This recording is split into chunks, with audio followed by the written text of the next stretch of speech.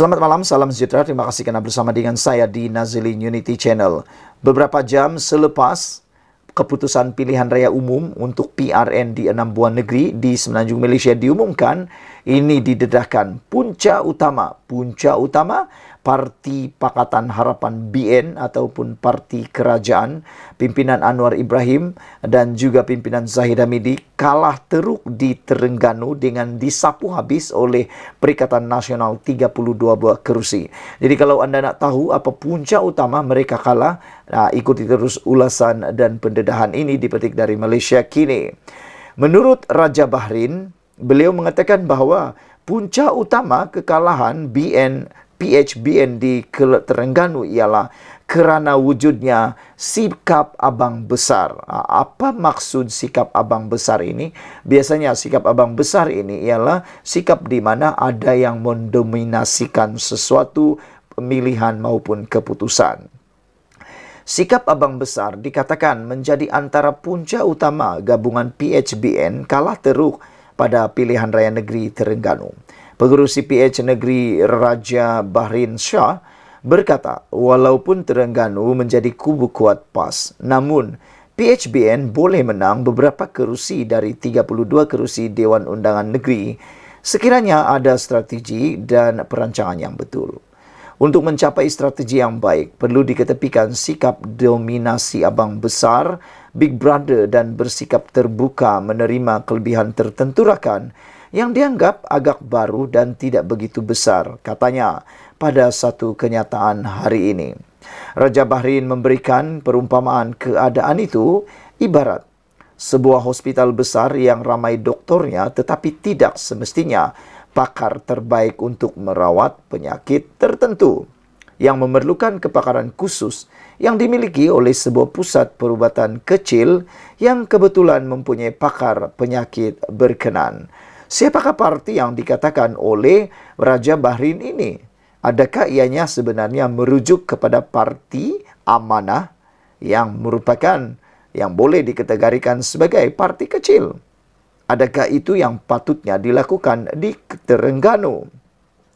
Menurut Raja Bahrain, di sinilah perlunya mengakui kelebihan tertentu rakan gabungan dalam menghadapi pengundi di kawasan bandar serta pengundi campuran dan jangan mengamal sikap abang besar, kata beliau lagi. Kelebihan PH adalah di kawasan pengundi urban atau pengundi kawasan bandar yang juga memiliki pengundi campuran. Prinsip konsep ini telah dipersetujui pada umumnya di peringkat awal, tetapi malangnya tidak dilaksanakan dan kerusi campuran seperti Dun Bandar Kuala Terengganu dan Cukai Kemaman yang mempunyai urban atau urban votes dan campuran tidak diberi kepada parti komponen PH daripada Amanah atau PKR, kata beliau lagi.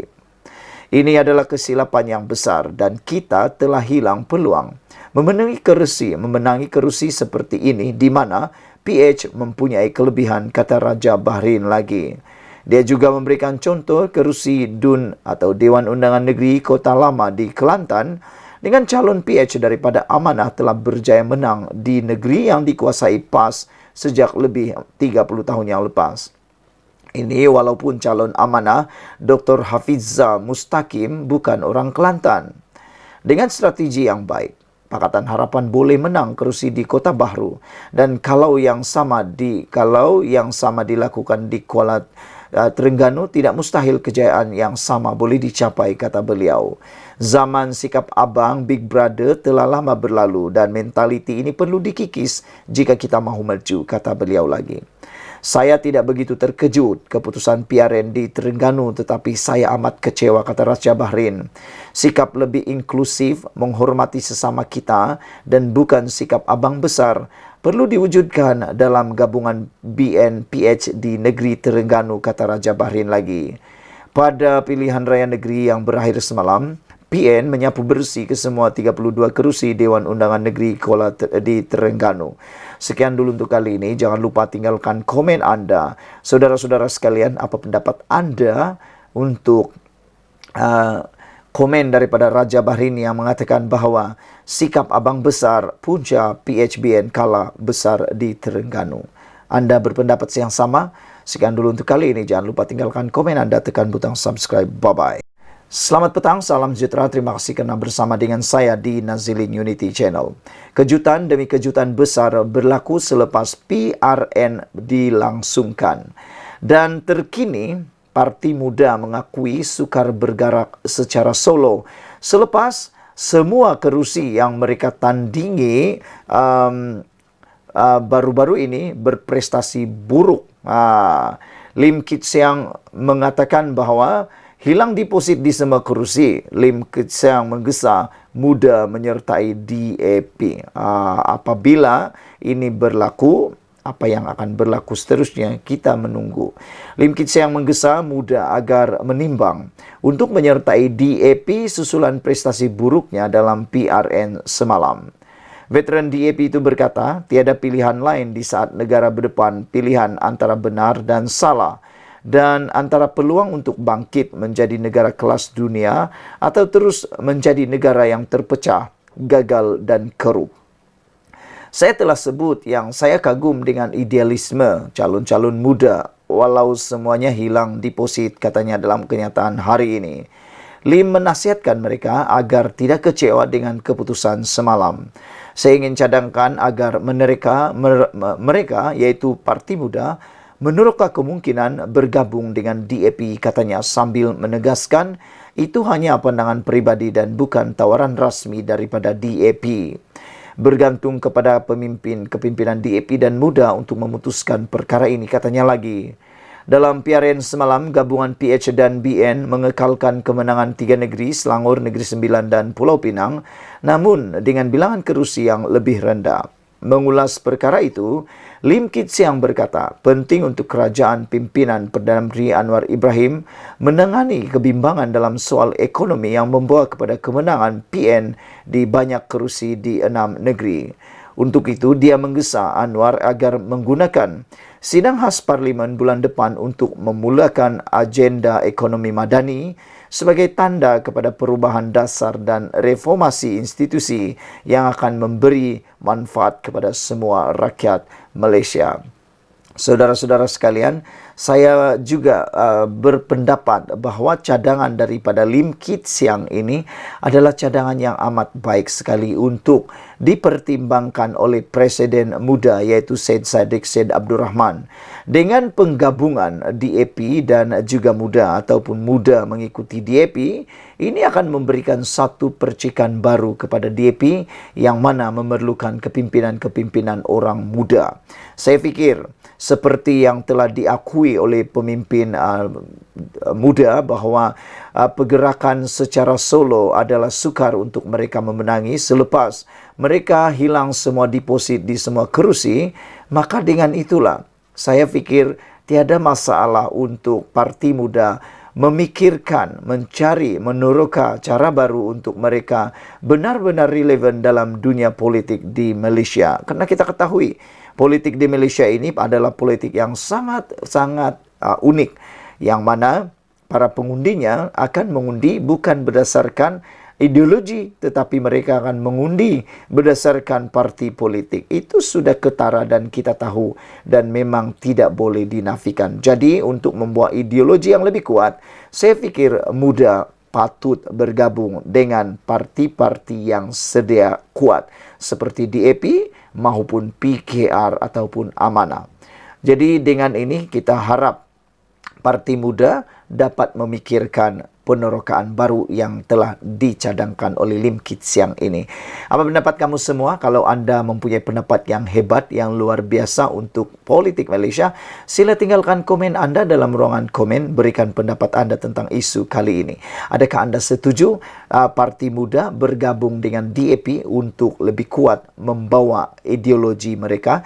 Kerana kita tahu dalam pilihan raya baru-baru ini memang luar biasa ideologi yang dibawa oleh Parti Muda ini, namun mereka tidak mampu menandingi kepopularan popularnya parti-parti lain, gabungan-gabungan yang lain yang bertanding, terutamanya Perikatan Nasional, Pakatan Harapan dan Barisan Nasional. Jadi kalau Parti Muda bergabung dengan parti yang sudah popular sedia, saya fikir ideologi yang dibawa oleh Parti Muda tidak akan menjadi masalah dan pasti akan membawa kemenangan yang baru untuk Parti Muda. Sekian dulu Malaysia kita punya, kita jaga sama-sama, cintai Malaysiaku. Bye-bye. Selamat petang, salam sejahtera. Terima kasih karena bersama dengan saya di Nazilin Unity Channel. Ini satu kejutan selepas 12 jam diumumkan keputusan PRN di Terengganu.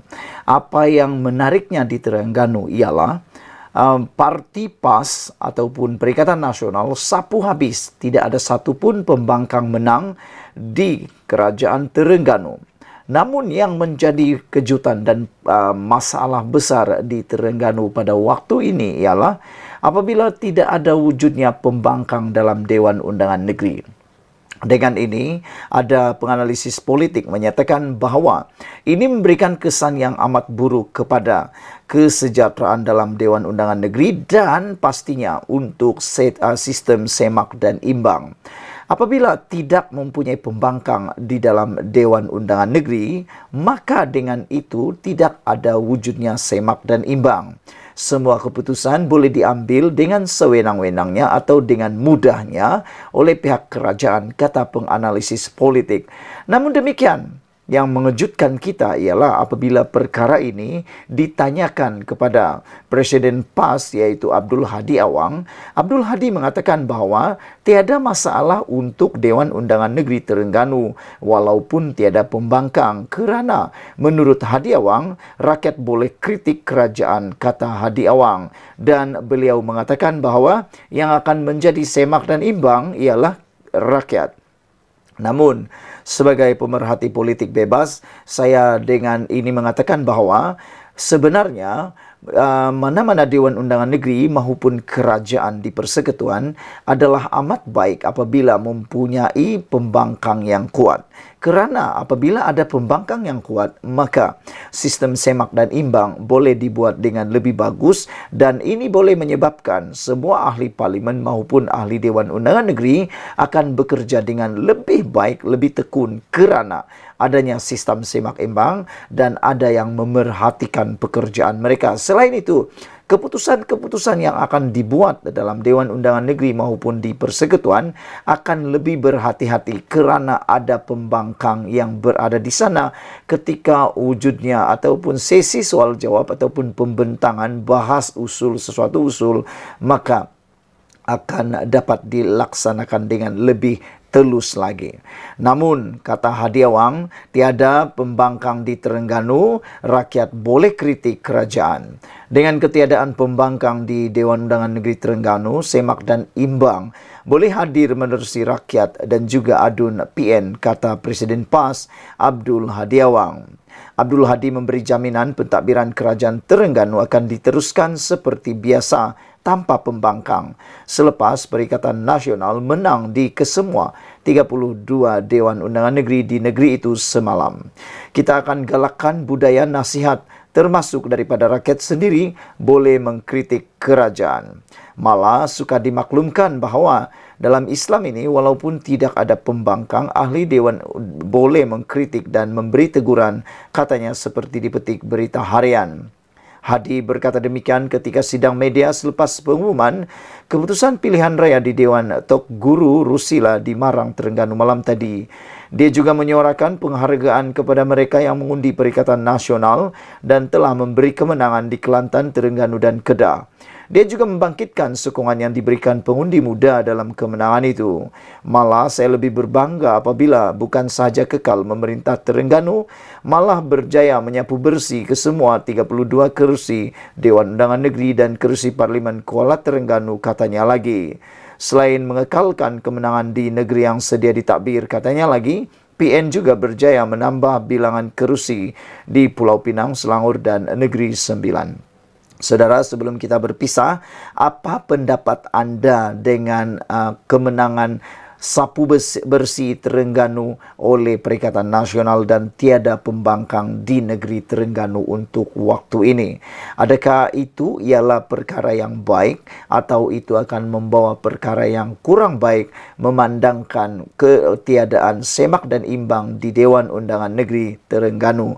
Tapi menurut Hadi Awang, ia tiada masalah kerana rakyat boleh menjadi semak dan imbang dan menerusi rakyat. Dan Hadi Awang juga mengatakan bahawa beliau suka dimaklumkan bahawa dalam Islam ini walaupun tidak pembangkang, ahli dewan boleh mengkritik dan memberi teguran. Sekian dulu Malaysia kita punya, kita juga sama-sama cintai Malaysiaku. Bye-bye. Selamat petang, salam sejahtera. Terima kasih kerana bersama dengan saya di Nazilin Unity Channel. Saudara-saudara sekalian, sebelum saya teruskan konten kali ini, anda dilarang senyum, dilarang ketawa, dilarang tersengih-sengih ataupun dilarang untuk terbahak-bahak. Walaupun saya tersenyum sendirian. Kerana konten kali ini memang lucu tapi benar. Benar tapi benar. Pelik tapi benar. Manakan tidak pelik? Bayangkan. Perikatan Nasional yang tidak menang 6-0, seri 3 sama, pun buat dakwaan rakyat kononnya tolak Anwar dan Zahid. Anda pernah dengarkah main bola sepak 3 sama ataupun macam mana nak cara? Seri 3 sama, tapi tiba-tiba rakan anda, lawan anda kata dia dah menang. Tak pernah dengar kan? Kalau anda pernah dengar, itulah yang paling lucu sekali di muka bumi. Tapi itu belum lucu lagi. Yang lebih lucu lagi ialah dulu dalam PRU 15, anda pasti masih ingat lagi. Waktu itu Perikatan Nasional hanya dapat 73 kerusi parlimen. Tapi apa mereka kata? Tunggu, dah nak angkat sumpah, kata Hadi. Mereka kata dah cukup jumlah untuk tubuh kerajaan. Walaupun pada waktu itu hanya ada 73 kerusi parlimen. Bukankah itu sesuatu yang lucu? Kali ini biasalah, sejarah berulang lagi. Ulangan sekali lagi kelucuan dan lawak jenaka itu apabila kali ini Perikatan Nasional yang hanya menang di 3 buah negeri pula mengatakan bahawa ia ialah referendum rakyat minta Datuk Seri Anwar Ibrahim dan Datuk Seri Zahid Hamidi berundur. Itulah yang paling lucu. Mereka hanya menang 3 kerusi. Pakatan Harapan menang 3 kerusi, tapi kononnya mereka ditolak oleh rakyat. Padahal sebelum ini memang kerusi itu ataupun kerajaan itu dimenangi oleh atau dikuasai oleh Parti Perikatan Nasional dan Pakatan Harapan. Jadi di mana celahnya Anwar Ibrahim kononnya ditolak? Biasalah kan. Dulu 73 kerusi parlimen pun mereka kata sudah cukup jumlah untuk bentuk kerajaan. Kali ini seri 3 sama pun mereka kata juga mereka adalah yang dipilih oleh rakyat.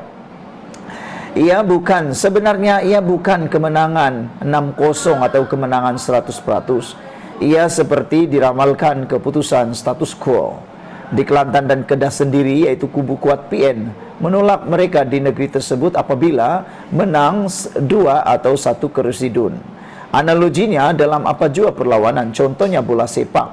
Walaupun pasukan itu menguasai permainan 90 menit, tetapi kalau tewas 1-0, ia tetap namanya tewas. Betulkah tidak? Betulkah kan? Walaupun pihak lawan menguasai perlawanan 90 menit, menyerang habis-habisan, tapi kedudukannya tetap 3 sama, perlawanan itu tetap disebut apa? Seri, bukan menang, bosku. Walaupun mereka menguasai 90 menit perlawanan, separuh padangkah, tapi kalau jaringan tetap seri 3 sama, itu tetap diberi nama seri. Jadi janganlah macam-macam menuntut kononnya dialah paling jago, dialah pemenang. Begitulah juga dengan keputusan semalam. Seri tetap seri. Kita tidak akan lihat Azmin Ali yang angkat sumpah di negeri itu, di Selangor. Minta maaflah Azmin. Azmin kini hanya akan jadi orang biasa, DUN biasa di DUN Selangor. Ahli Dewan Undangan Negeri biasa di DUN Selangor, dan silap sikit nanti akan jadi pula bahan di Dewan Undangan Negeri nanti. Muhyiddin sebenarnya sangat terdesak dengan kes mahkamahnya. Jika kerajaan ini kekal dan jika dia dapati bersalah, pastinya Muhyiddin meringkuk dalam penjara. Disebabkan itu Muhyiddin dilihat terdesak untuk menjatuhkan kerajaan ini. Rakan saya dari UMNO memberitahu dia tidak menolak berlaku sabotaj dari undi partinya kali ini. Contohnya, undi PH di DUN Hulu Kelang meningkat, tetapi menjadi persoalan, kemanakah undi BN sebanyak 10,000? Betul atau tidak? Dalam PRU atau PRN sebelum ini, BN dapat 10.000 di Hulu Kelang. Tapi kali ini, di mana undi BN itu? Kemana mereka? Pastilah mereka pergi kepada Azmin Ali. Jadi itulah sebutan BN, pengundi terhadap BN. Adakah mereka mengundi PH atau mengundi PN apabila undi PAS meningkat 18.000 undi? Saya tidak menyalahkan pemimpin UMNO kerana telah berusaha untuk bangkit semula. Jelas UMNO dan BN masih gagal untuk bangkit kembali semula, walaupun banyak peluang, banyak bertanding di tim kerajaan perpaduan apabila hanya memenangi 19 kerusi. BN dan UMNO perlukan masa untuk meyakinkan ahli bawahan mereka. Isu di sini, dapatan awal dalam analisis saya ialah isu Melayu. Kejadian atau kejayaan undi PAS masuk surga dan Melayu terancam itu berjaya. Jadi ada penganalisis kata ada ramai pengundi yang takut tak masuk surga dan orang Melayu kononnya terancam. Itu adalah teknik yang amat berjaya. Kebencian orang Melayu kepada kaum Cina dapat dilihat apabila Dominic Lau yang merupakan presiden gerakan sendiri dihalau dalam satu ceramah kempen Perikatan Nasional. Rasuah surga yang dicanangkan oleh pemimpin mereka itu benar-benar membuat orang Melayu terhayal dengan khayalan tersebut.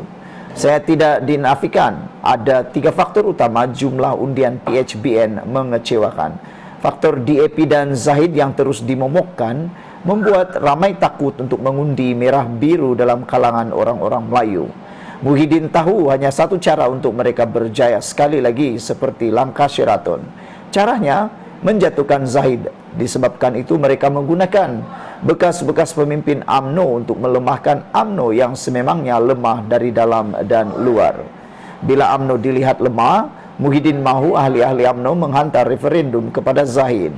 Tapi malangnya, ramai ahli UMNO tidak faham muslihat ini, hingga mereka sebenarnya sedang membunuh partinya sendiri. Kenapa Muhyiddin begitu ambil berat tentang permasalahan UMNO? Kononnya parti keramat ini lemah kerana Zahid.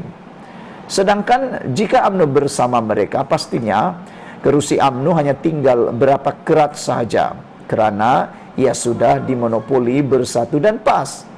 Sepatutnya ahli-ahli UMNO bangkit semula bersama Zahid apabila diberi peluang menjadi sebahagian daripada kerajaan. Adalah kesilapan terbesar ahli UMNO jika mereka termakan hasutan Perikatan Nasional. Mana mungkin Bersatu yang mempunyai ideologi yang sama dengan UMNO mahu bertuankan UMNO. Jadi saudara-saudara sekalian, sebelum kita berpisah, ini adalah isu yang paling luar biasa sekali. Jangan lupa tinggalkan komen Anda, tekan butang subscribe. Kita jumpa lagi. Bye-bye.